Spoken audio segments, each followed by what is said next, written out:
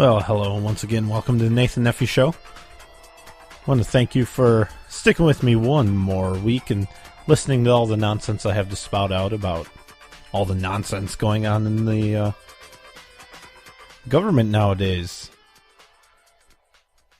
I mean, geez. Got the NSA, got the IRS, we've got Benghazi, we've got $100 million trips planned for the president. We've got people without jobs, people that can't afford to go on vacation, people that aren't able to tour the White House. You remember that sequester thing? That's kind of fallen by the wayside, but you remember that a couple months ago? You know, it was the hot item. It was the tragedy of the time. We move, we moved from emergency to emergency. The sequester was the one then, because that's what fit the Democrats' playbook. That played into the hand that they were dealt. Well, that they stacked the deck and dealt themselves that hand and played it pretty well. But we can't tour the White House because there's not money for it.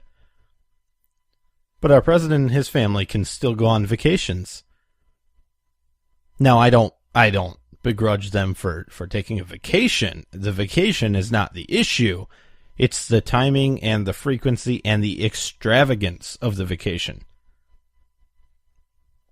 I mean, honestly, and power changes people, right? I mean, that's what we hear, and we do see that. That's happened throughout history. But if I was president of the United States of America, I don't think I would be going on vacations like this president did. I mean, George Bush pretty much stayed in Camp David. He would golf, and he went on vacations and things, and his family did. But this is ridiculous with the Obamas. I mean, Michelle going on vacation with an entourage of 30 people just because, ridiculously expensive hotel rooms, the whole 9 yards. And Americans cannot tour the White House. There's really definitely something wrong with that picture.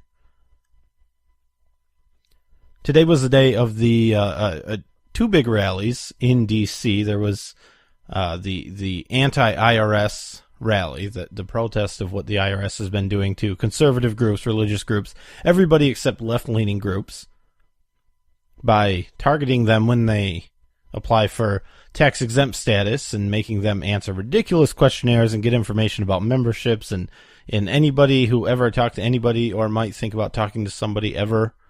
And then the other group, separate group, right? And we'll see that they were forced to be separate in some ways.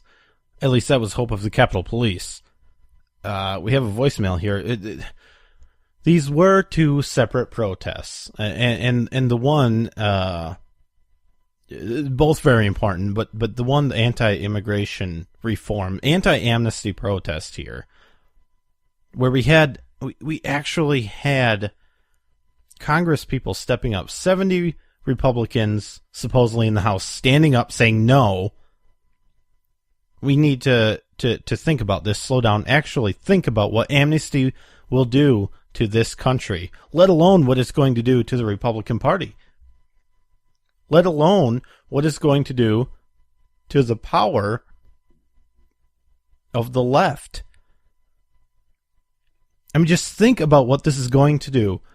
This will, if amnesty is passed and enacted again, much more sweeping than the 86 amnesty. I mean, don't kid yourself. This will fundamentally transform the political landscape of this country. And fundamentally transform. We've heard those words before.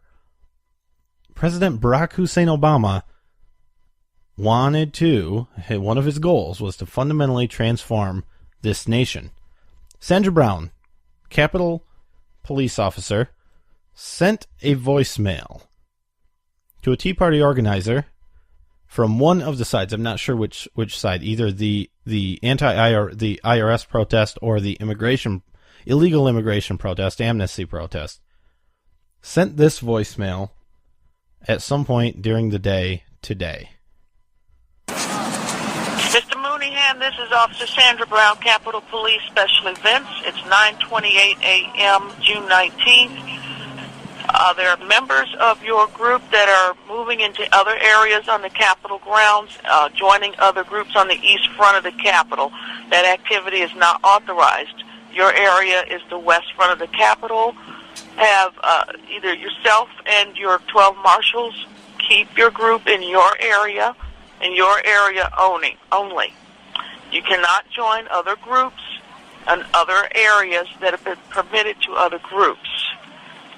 If you have any questions, call the office, 202-224-8891. Police personnel will be on site to take whatever action necessary to keep order and peace on our grounds.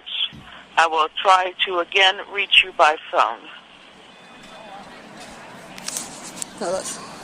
Okay, and I would like to point out that she's concerned about keeping peace on the grounds, which of course is her job.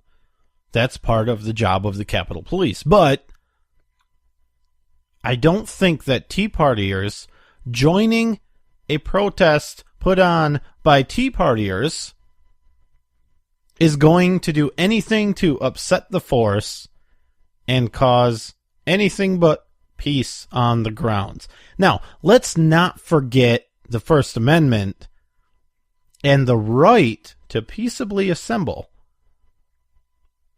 This has always gotten me. I know it's not unique to Washington, D.C. We've held rallies here in Lansing. You have to pull permits. You have to pay a fine to rally on the Capitol grounds. I mean, this is a public property.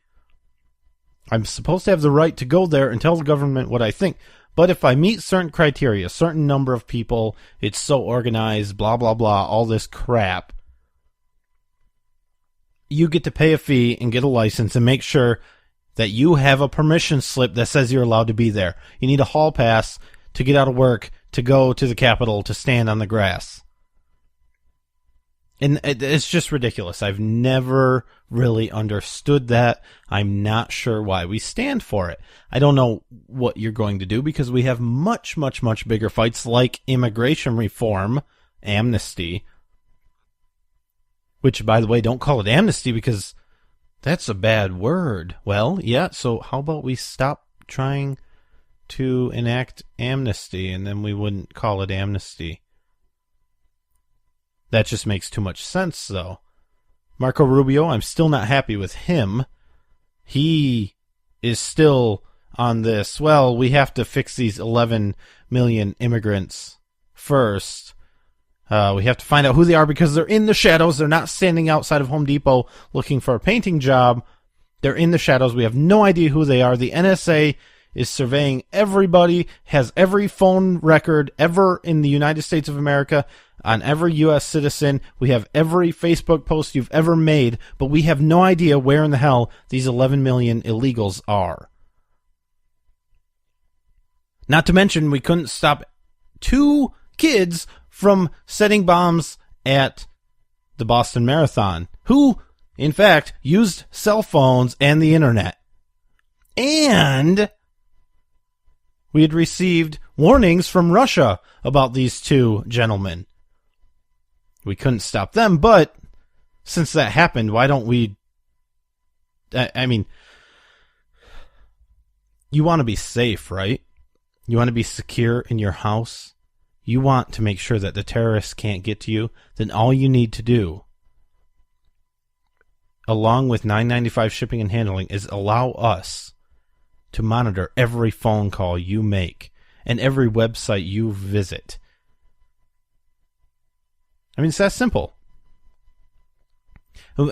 There was a fairly prominent conservative woman that just came out on Facebook yesterday, I think, posted about how a couple years ago before she moved, and I remember when she moved because we were in contact with her about some things, she was being stalked by a local police officer who claimed, and she said he showed pretty good evidence of it, claimed he knew what she said in every phone call, he knew every picture she took, he somehow had a network of private security cameras that he could tap into through a system that the police department had and see where she was. I mean, she came out of an event or whatever and had a male friend in her car just chatting. It was raining, so they got in the car. The police officer knew about it. Knew specific text messages she had sent. I mean, this is Big Brother. I have it right here. 1984, George Orwell. Did he know what was going on or what? I mean, and this isn't a new program. I mean, we have reports that as far back as October 2001 that this sort of thing happening. Now, when it started, it was much more focused on foreign contact. So you would have to call somebody in Yemen or Afghanistan or Syria, and then maybe your phone call would be picked up. But now it's just everybody, every American citizen. It's just ridiculous. But the point is, we don't know where these 11 million illegals are. So we have to give them amnesty so they can come out of the shadows and, in fact, get on welfare rolls. Now, maybe they won't get federal benefits right away. Eventually they will. And the CBO came out with their, estimate of what the immigration bill as written would do. And they didn't really take into account the fact that these illegals will at some point be eligible for federal benefits. But regardless of that, there's states, California, think they're not going to give them benefits and voting rights as soon as they become legal. You don't think as soon as they become legal, we'll have liberals walking up to microphones saying, "Hey, they're legal here. It's not fair to not let them vote. They're legal and they're being affected by by what's going on in Washington. So they have the right to vote in federal elections." You think that won't happen as soon as they're granted amnesty? I mean, it's a no-brainer to me, and I think to most of you who are listening. We just need to somehow get the word to the people who don't think about those things. The people who vote but don't pay attention for most of the year.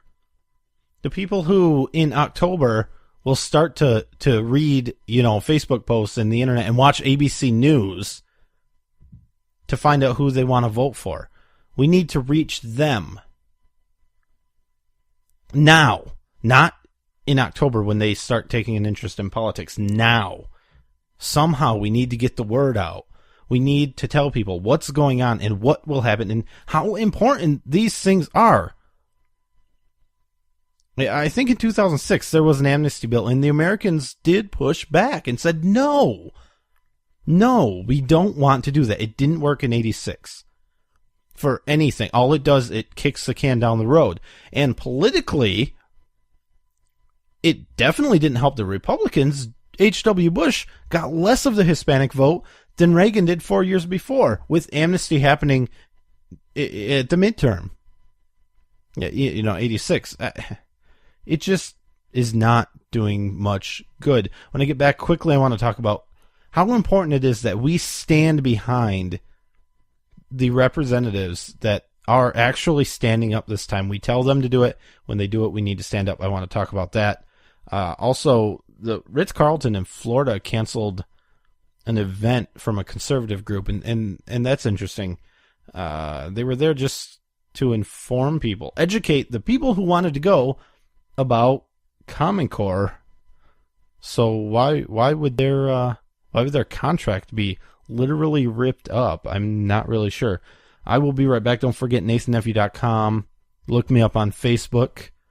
You can email me, talk@NathanNephew.com. I'm always interested in what you had to say and what you think of the show and, any tips you have.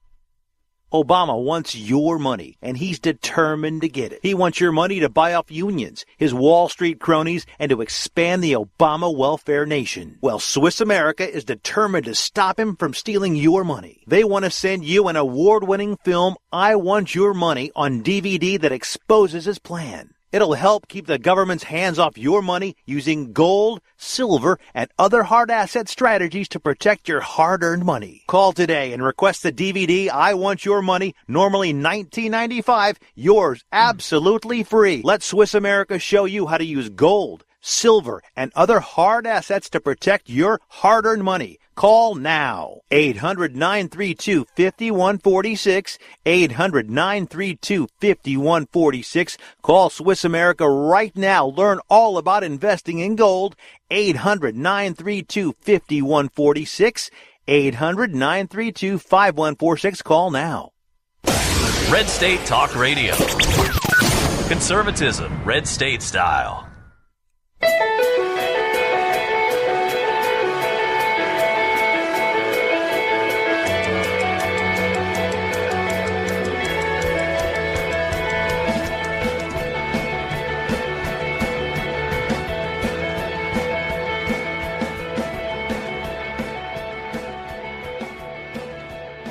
All right, welcome back to the Nathan Nephew Show. I'm Nathan Nephew, as you know. Talk at nathannephew.com is probably the best way to get a hold of me. Maybe someday I'll start doing these live. I don't know. Let me know what you think. Talk at nathannephew.com. Should be a contact form on nathannephew.com as well if you can't remember the email address. But, I mean, honestly, if you can remember my name, at least you can get to the website. Now, I wanted to talk about these representatives. Supposedly there's 70 Republicans standing up in the House saying, yeah, no, we're not going to put up with this sort of amnesty being pushed through. Because what's going to happen, this has been, it's been predicted by several people. So this isn't new, but I really do feel it's the way it's going to go. The Senate's going to pass what they want, which is going to be amnesty, no border security worth anything. Let's not forget that we have a law in place that says we are supposed to build a fence. And President Obama says the fence is basically done. Yeah, it's 5% done. That's not quite basically. That's actually basically not started. 5% done is closer to not started than it is to actually being complete. I mean, you would think that his college degrees and all that would... all right. But, I mean, math is hard. I understand. I don't know. I understand. But we ask representatives who are, in fact, there to represent us, the people. We ask them all the time to stand up for what we believe in, what we know is right for the country. Oftentimes they don't. Too many times they John Boehner it up and they just bend to whatever they think will serve themselves politically, what will get them the most money and power. But here we have people standing up.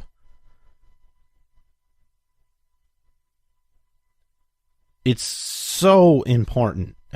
It's vital that we stand behind them. It's too late to go to the rally that happened today. I couldn't make it. Many, many people couldn't make it that I'm sure would want to go. What you can do, call them. Not only call them, call all of the representatives in your district, in your state, in the country. I mean, there's nothing stopping you from calling a representative from a district in another state. I mean, really, you can call them. I mean, they may not listen to you as much as they would their own constituents, but let's face it, they probably don't listen to their own constituents either. But it's now is the time to have their back, because when they stand up to the leadership, when they stand up to John Boehner and say, no, we do not support you, they've pretty much given up any hope of a chairmanship on a board, on the low end, up to re-election. Now, Michelle Bachmann, she's not going to run again, she says, right? So it doesn't really matter to her, but I mean, to a lot of the others, it does. It matters a lot.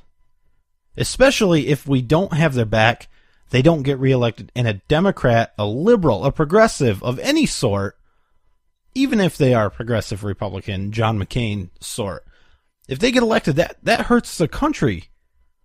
It's important now. that we stand up. And I told you this last week. Now is the time to stand up and push back, because we can still do it peacefully. And I'm struggling on how to get the word out to the people that really don't give a damn, because it's not affecting them today. The Lindsey Grahams with less power, like I like to say, that say, I'm not a terrorist and I'm not talking to terrorists, so what does it matter if everything that I say on my phone is recorded? It doesn't matter. Well, no, today it doesn't matter. Tomorrow it might matter. When something happens and you're charged with a crime, rightly or wrongly, it will matter. It matters. So I'm not sure the best way to get the word out. You know, I mean, you're listening. You're obviously, you care. And I don't think it's that these people that don't really know, that don't pay attention. I don't think it's definitely not that they don't care about the country, because I know several that definitely care about the country. They love this country. They just really don't think they can make a difference in politics. They're not interested in politics because it's a bunch of, rich guys that argue about, nothing, right? I mean, if you stand back and you don't have much insight, they don't do anything. They stand around and waste tax money, and you're going to do whatever they decide anyway because it's the law, and most people follow the law.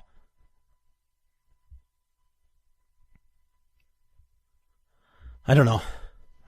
Talk at NathanNephew.com. Let me know what you think. Maybe we can come up with a plan together to get the word out, to these people that really don't pay much attention and don't.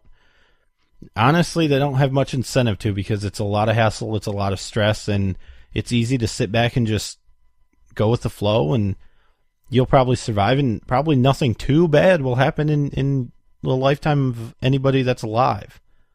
And I think they're able to take is that, well, grandkids, I mean, they're the ones that are going to see this, and if not them, great-grandkids. And at some point, it's going to come to a head, and that's...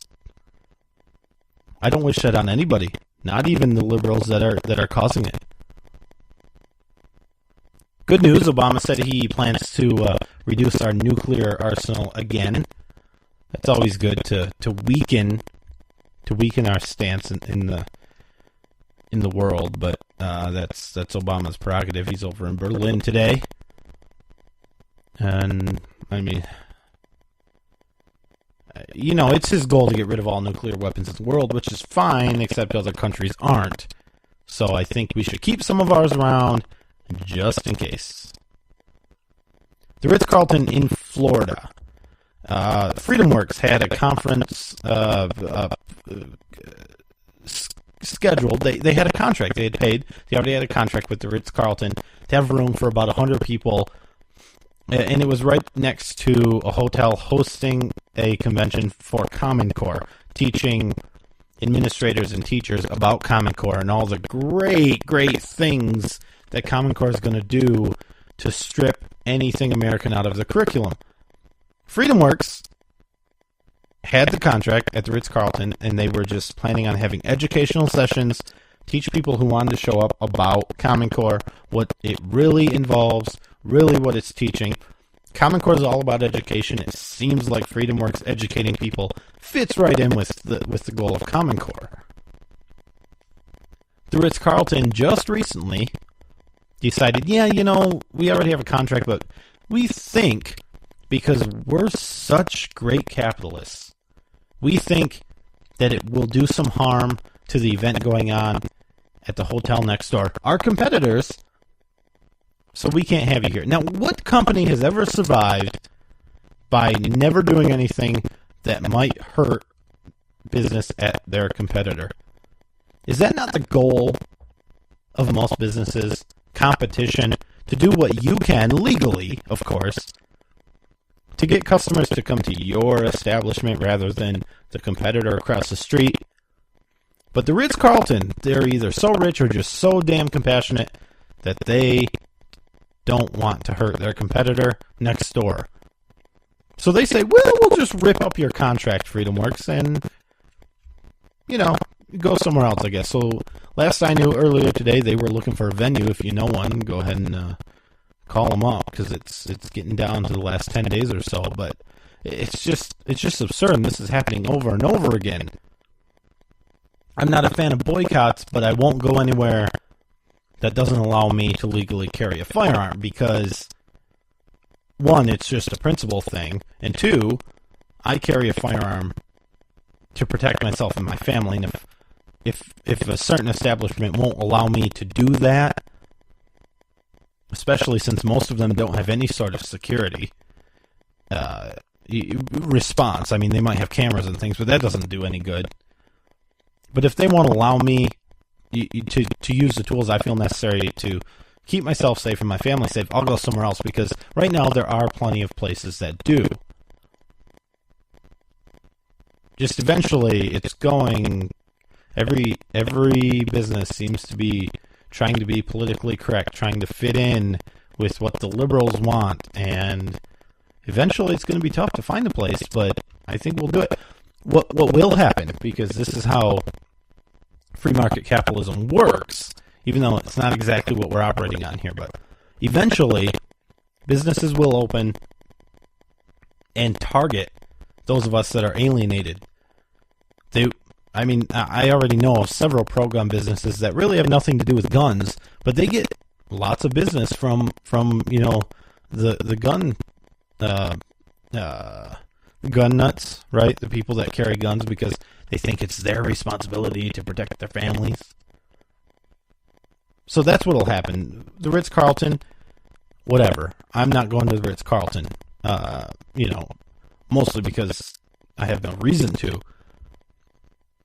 But even if I did, I probably wouldn't go to this one in Florida, and I haven't heard if that's something that any Ritz-Carlton will do, or just this one in Florida, or what happened. I don't know. Probably a pro-Common Core, anti-logic manager saw this and said, yeah, we can't really do that. That's about all the time I have. I want to thank you for listening. Remember, NathanNephew.com. Of course, stay tuned in right here at RedStateTalkRadio.com. Don't forget to check out my other show that I do with Brian, At Odds, with Nate and Brian, at oddshow.com. See you next week.